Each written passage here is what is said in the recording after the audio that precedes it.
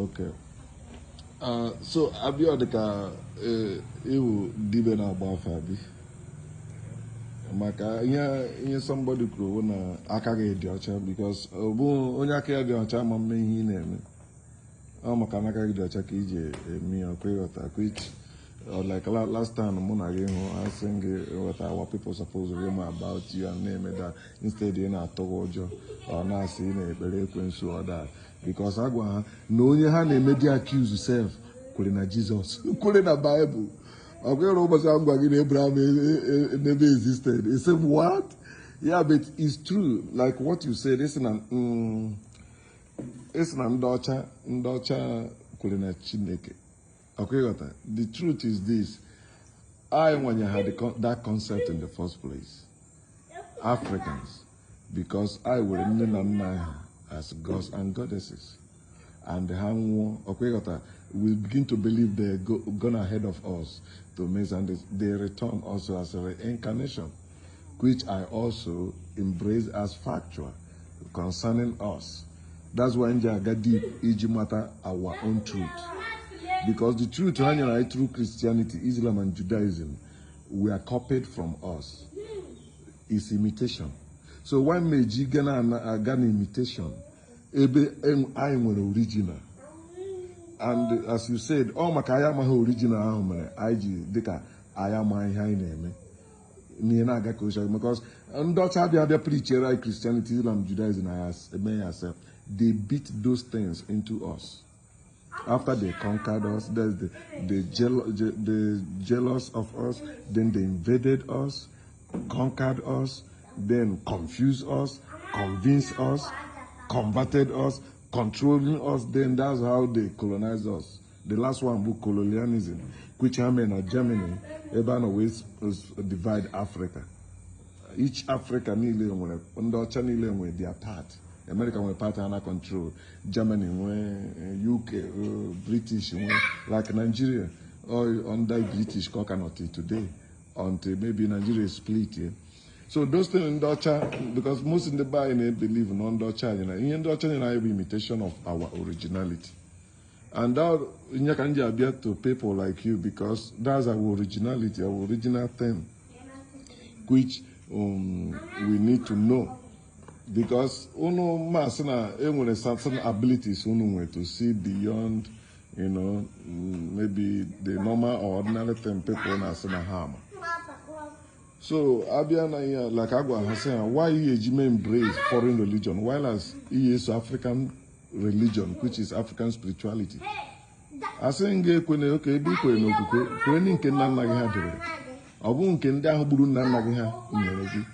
by force.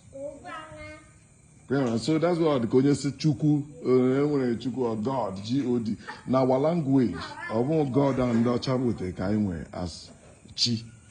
Chi nature, na chi kuna onye bia onwere nature ya osina ụwa ozale ihe ọ chọrọ kwewata the power of spoken words which in the Bible amana chukwu agini kwa bana na azuno bia this boy come go down bana na azuno no what the phone yeah with any phone so which Anna Asana like Ojena Chi, all those things. Chi, Honechi. I say Agugos Agugon. You speak words, what you expect to see that day. Okay, like in Kayeria Yabian and Kayeribia, all those things, because our ancestors believed in the power of spoken words. Before all this Christianity, Benemesia up, now people like that. Okay, Kumaka Nzu. Okay, what I say, for everybody. Anything that concerns us, our tradition, culture, supposed to be for everyone, male and female. Everyone's supposed to be participating in it. But anything there to divide us, we end up destroying us.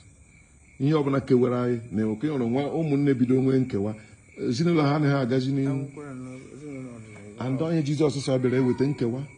I say I come not to bring peace, but division. in a man's household, his enemy is. That's what religion is still doing among us. But I'm calling our people, on stage, I have foreign religion, we're not one negash. One nigga Macon is ordinal, it was a yash is a boy. While as in that religion, Egypt, one negashable, I compare ya from that original one nigga Nagato. Manamaka, a day ago, you second encounter devilish, the evil. Ikuji Ekwensu abụ ha join ihe n'ala Igbo before ndị ọcha abịa. Ekwensu bụ God of lightning and thunder, I think as the which ndị Yoruba na-akpọ Shango or something like that. Mana ndị ọcha abịa sị due to they can't understand that power and they can't resist it or withstand it. They use, as you said, onye pastor bịa sị gị mmụọ kerezi mmụọ ọkụ. Ọma mmiri direct. Ọ ngwa mejide ka tete ya ejide. Oh, Budo Brugio, Gaje Meshakaradia, Village or that power, and go on that in. So, Nakana Gwandaba, you have to make that decision. Can you walk? Or I'm going to be in a book of Daniel, chapter 11, verse 32. Also, the people that do know their God shall be strong and do exploit. You see, that thing of half-truth is not the whole truth is this. Our people know our gods and goddesses. We have to know our gods and goddesses, which are our parents, our ancestors. Mana, you don't care about your ancestors. Your children will rise up, they will not care about you. So, but we have to go back to our root, tell our people what our root really is. That's my main reason. That's my mission. My mission on earth is to open the eyes of our people, to wake them up. Mana some chenani me can chutego or for fame or for other nonsense. And the mother chenoya nacho. Ala ongalili by mother lane on all. Onye on about Asia abroad. Onye jepatego na abroad. Ya bia ala only discover something. Your generation yaka. Ya je ma on all. Mother le binulo. Bani moya huntankunulo. Madole, nobody there. Maybe Christmas time after now 1 week, balagaba. But making sense.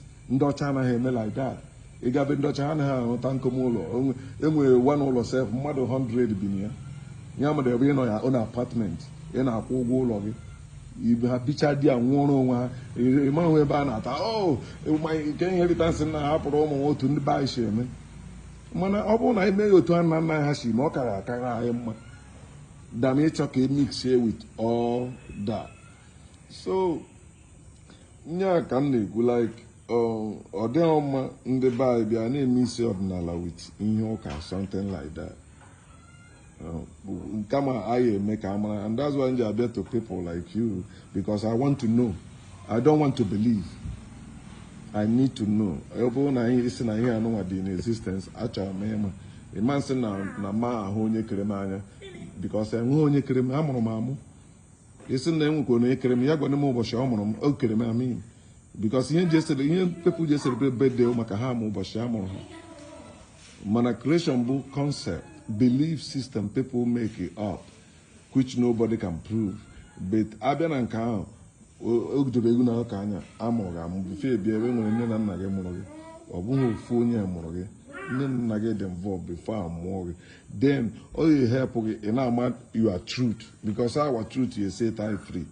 Ihe ngoke isi debere anyị na Christianity ma Islam ma Judaism. Africa is so divided and destroyed among the people in the world.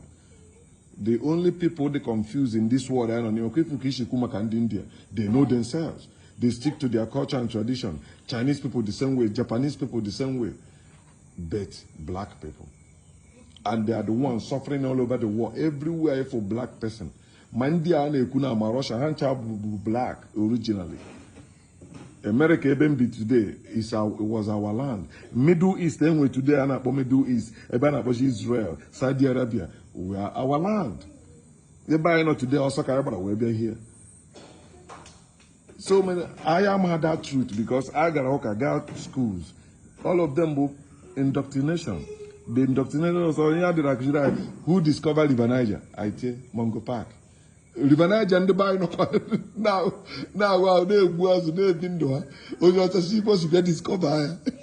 Now can give you money because you're not going to she be in your land. Thank you. I think that's I will discover River Jordan. That one. You know, so those things are surrounded by issue and is disheartening. The rate by the deep. Now I go and tiny I buy a video churches or so either convert it into factories. Because to actually be really destroy images our ancestors. Now we are devil. Okay, she get Tyrian Kuchuabi. Okay, now our men ye be donate my I don't see Mary I de Bacharadia, Maroshi Jesus, or Maroshi 70, you know, any nonsense had the idea. Because they must reap what they sowed in our land. We will reclaim our land and our people will wake up to stand again. I always tell our people, learn from Japanese people, learn from Chinese people. All these people, manding their Hanchamota from Africa, even their religion, they copy it from Africa originally. There is no religion in this world that predates African spirituality or African religion. But today, this African religion have anything. I'm coming again as a man as a Shadrach, our parents. Ndochana le na aza onye kon ndochana le na aza ezanwe ezebube obugodi as their middle name or their guy name they don't because our slave master name rename slaves bear whatever name the slave master give to them, but as a people we are still slaves. I want to see our people liberated, and I'm happy to see anyone in the here ordinary now call our people's attention to our roots. Because so to him, we no chichi bido na-ekwu maka ọdịnala. Isi ma ịchọ ka asụsụ Igbo nwụọ nsị mechie ịchọ ka asụsụ Igbo nwụọ nwere any one school n'ala Igbo ihe niile a na-etichi dia wụ Igbo language ka eji etichi ya. They used to flog us na anyị our own language na class. Be nna anyị apịa anyị ụtarị.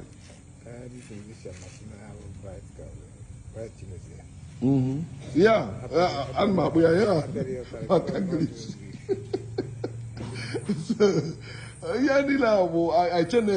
but that thing the deep into us. Yeah, who a grown up will go motor saying Jesus is Lord. You want to go Jesus? No. Which Jesus are you talking about? O'Shea, you're a white person. My God is supposed to look like me. My Savior is supposed to look like me. So why should my God and my Savior look like my oppressors? Look like those that killed my ancestors, raped my ancestors, enslaved my ancestors, lynched my ancestors, and keep me in the miserable condition that I'm here today. People supposedly, in the Bible say, the first shall be the last, and the last shall be the first. Africans are the first, but they have made us into last. And the only way we will come back to our first position is restoring our power, which they feared in the beginning, and regrouped to come and neutralize it and do whatever they did. Then with that power, we can reclaim we can recover our heritage. The sins of our ancestors, about hospitality, they were too nice to strangers. They didn't investigate about their intent, like what is your intention of coming. They say, okay, no, treat everybody good. Just like what you say, but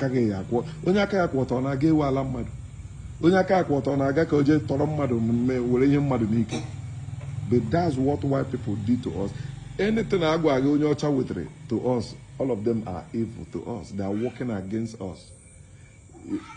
Our people have our own civilization and destroy. Our own civilization were so great. Till today, the pyramids and the Sphinx, our ancestors so built. Till today, our ancestors were here. But who we know, we have to go back to our roots so that we can hear that same voice, because it's one blood. Blood speaks. Blood may speak to us today. Our blood speaks to us. We see Jesus in our bum.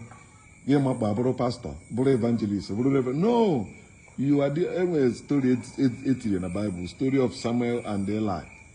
Abi, asena mbe Samuel no Chineke, obakuri lie. Say na.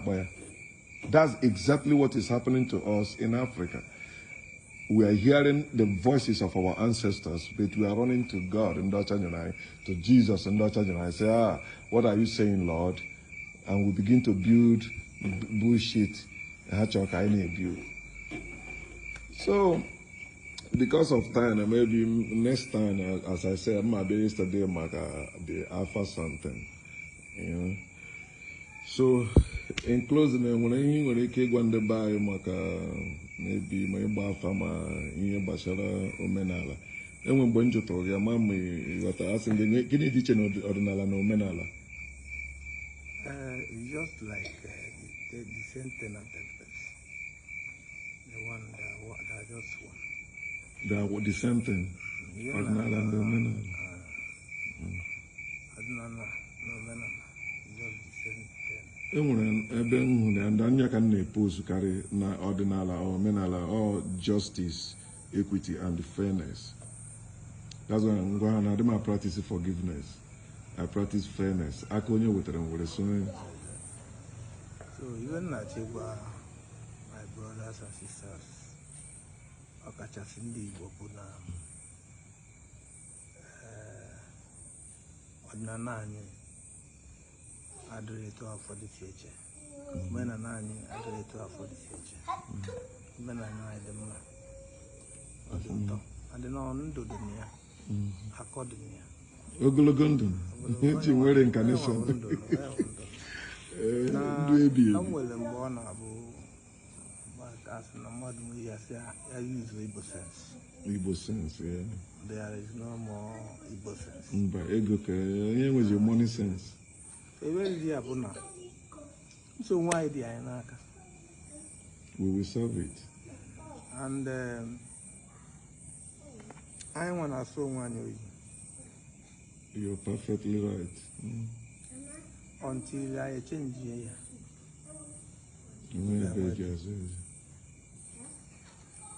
Our leaders are not helping. You are never people of a 10. Out of the politics can help because they have never for one day discussed our problem. So,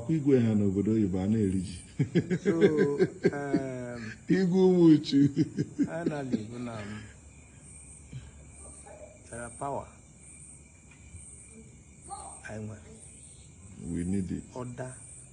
Kachasindi Igbo on the two cases gift to some or other states. Like Yoruba or someone Kenya. Yeah.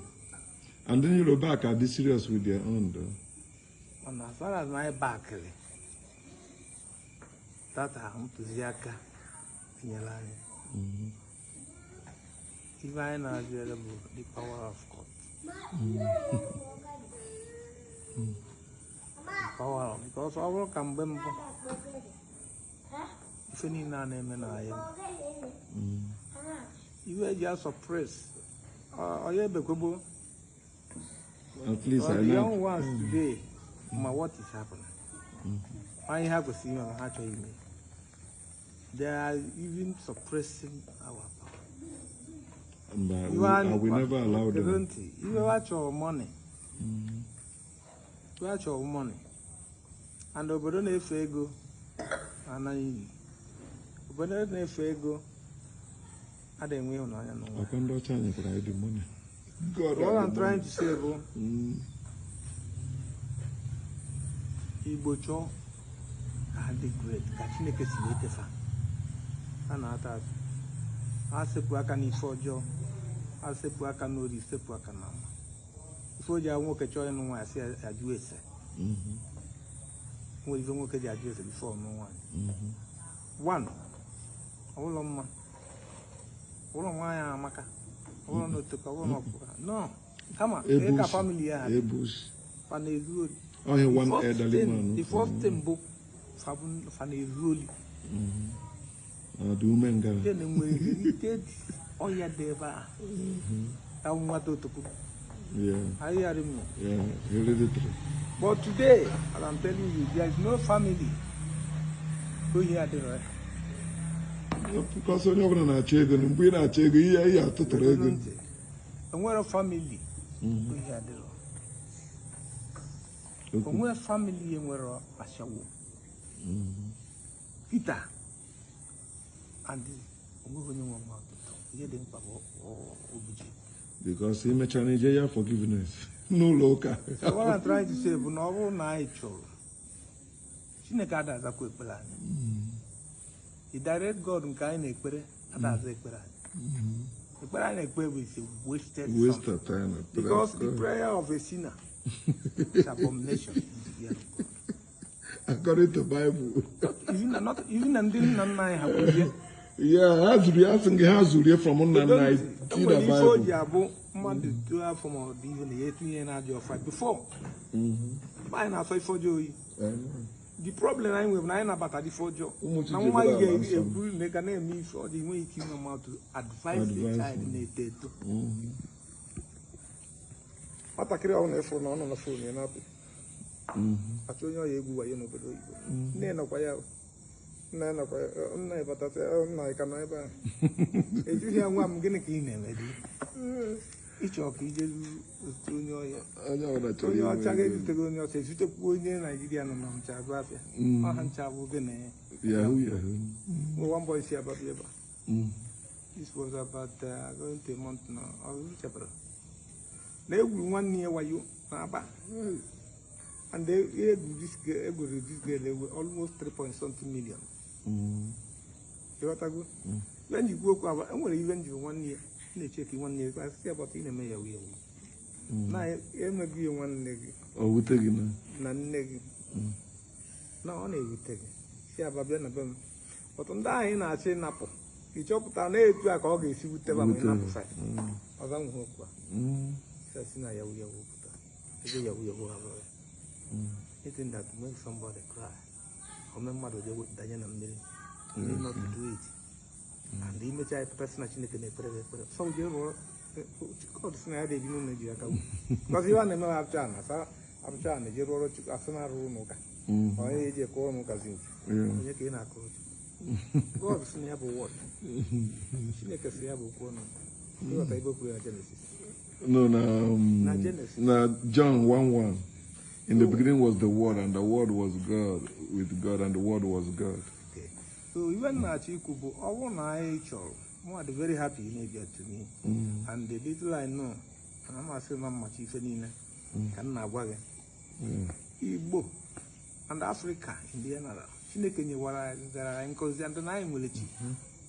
Na mo na tage. Sorry. Chineke